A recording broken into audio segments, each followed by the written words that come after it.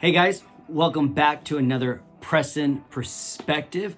This one's gonna be a top 5 perspective. Recently, I was watching a few different animated videos, movies, and I was like, man, some of these have the same voice actor. And so I started kind of looking into it, and a lot of the voice acting was done by this one guy named Dom DeLuise. And so I kept looking, and it ended up that he many times would work with the same director or the same creator by the name of Don Bluth. You can see right here on the first one, an American Tell, a Don Bluth film. So I had watched that, and there was a voice in that. Land Before Time right there, a Don Bluth film. All Dogs Go to Heaven. And right here, The Secret of Nim, a Don Bluth film. Now, Don Bluth, and then Dom, D-O-M, DeLuise, he voices in The Secret Nim. He voices in All Dogs Go to Heaven. He voiced in Oliver and Company, and in the American Tells. And so quickly, I just want to share with you my top 5 Don Bluth films. Now, it was pretty hard to get to my top 5 because of the first Land Before Time or Pete's Dragon and all of these great films. But let's dive in.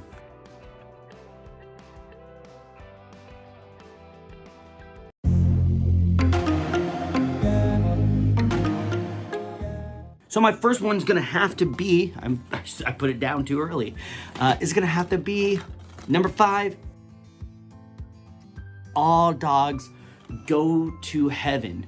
All right, so this guy right here, Charlie Barkin, is played by Burt Reynolds, and he's betrayed by his business partner, Carface, and he's sent to heaven, but then he's sent back down to earth, back to his friend Itchy, who's voiced by Dom DeLuise, and he's going to go seek revenge on the business partner that betrayed him, but he ends up befriending this little orphan girl, and the movie is a really great lesson. There's some dark elements, but has a very great lesson on friendship, kindness, even forgiveness, and love.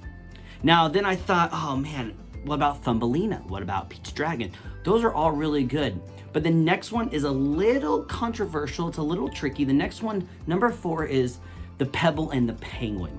I love penguins, okay? Like, they're my favorite bird. Like, I love going and seeing penguins at zoos and aquariums and places that have them. I love penguins. Mr. Popper's Penguin, the book, not the movie, the book, was like my favorite book to read in that 3rd, 4th grade level when you start reading like chapter books, and I just loved Mr. Popper's Penguins so much, and I would love to own a penguin. But this is what happened. So Don Bluth and his partner in some of these movies, Gary Goldman, started creating this story about the mating rituals and the friendship of these special penguins in the Arctic. And MGM, the movie studio, decided that they wanted to take the cartoon a different way towards the end and start making all these changes. And so Don Bluth was actually removed from the film, and his name was actually taken off. And Don and his friend Gary Goldman, they went on to work for Fox Animation. So they're actually not accredited to the Pebble and Penguin anymore, but the Pebble and Penguin is great. It has the voices of Martin Short, Jim Belushi, and Tim Curry, and it's a great fun film. Well, number 3 is The Secret of Nim. Now, Secret of Nim, Dom DeLuise comes back. He's the voice right here of this crow. The Secret of Nim is actually based on a children's novel, Mrs. Frisbee and the Rats of Nim by Robert C. O'Brien, that was written in 1971. The movie, however, came out in 1982, and it saw some great success. It's animated really well. It's a great fun film, and they tried to follow the success in 1998 and make a sequel, but Don Bluth was not a part of that sequel. The same thing happens in All Dogs Go to Heaven. All Dogs Go to Heaven #2, not Don Bluth, just the first one. Now, we're getting down to the top 2, and that was hard because I liked this one and I liked this one and all these things, but I'm gonna have to give #2 to a movie called Rockadoodle. So it's about a farm where there's this rooster, and the rooster, obviously spoiler alerts are in effect for some of these movies, crows to get the sun to come up. Well, he's tricked by an owl, an evil owl, who him and his henchmen like the darkness, right? Owls like the dark, and they operate at nighttime.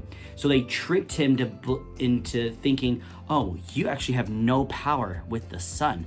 So he leaves the farm and travels to the big city to become a rock star. And he has some fame. He does a pretty good job. Well, then darkness falls on the farm, and because there's no sun, it begins to storm and rain, and it won't stop, and things never dry up, things don't grow, and then the farm actually starts to flood. So the farmer's son actually gets turned into a kitten by the evil owl, and he teams up with some other farm animals to travel to the city to find the rooster and bring the rooster back so he can crow and bring the sun. And that way light will come back to the farm, and the whole world and the whole farm will be saved, and things can start to dry up and grow. And it was great.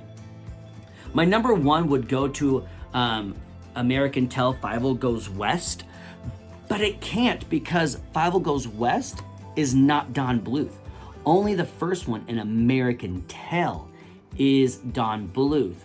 But I love 5 Goes West. I love the action, I love the story, I love the songs, I love give him the lazy eye, right? And there's the whole woof woof bark bark tunnel scene. If you haven't seen this, guys, watch 5 Goes West. So 5 Goes West, though, is not Don Bluth, so it can't take #1.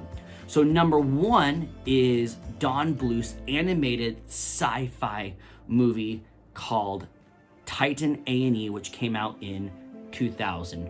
And it has the voices of Bull Pullman, Ron Perlman, Drew Barrymore, and Matt Damon, just to name a few, and it's great. It's Don Bluth's sci-fi animated movie, and it uses 2D drawings and a lot of computer-generated graphics. But it's about how humans, we have learned how to travel to space and through space and all this kind of stuff, and we have a good relationship with all these different alien species. And a scientist starts working on a project called Titan A&E. A&E means after Earth.